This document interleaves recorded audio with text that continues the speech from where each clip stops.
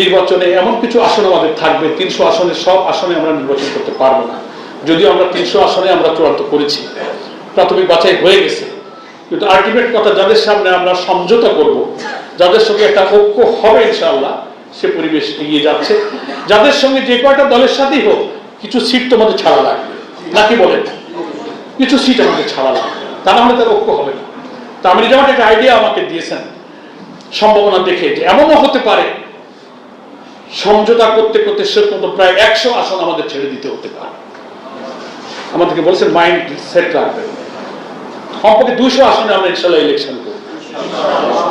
150 কিছু, মানে 150 না, 200 যদি থাকে বা যদি বেশি থাকে, হয়তো 100 বা তার কিছু কমও যদি ছাড়ি, তাহলে এমন কিছু আসন থাকবে যে আমাদের ছেড়ে দিতে হবে।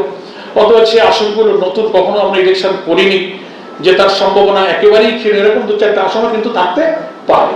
সেটা আপনারা বুঝে শুনে যদি মনে করেন যে আমি খুলনাতে থাকি, সাংগঠনিক কাজ করি, এখানে আমি রোপণ, তো আমার যে সিট ওটা হয়তো ছেড়ে দেওয়ার মতো একটা সিট একেবারেই সম্ভাবনা নাই, তাহলে আমি অনুরোধ করব আপনি ভোটার ট্রান্সফার হয়ে ভোটার তালিকার নাম বদল করে আপনি খুলনাতে থাকুন।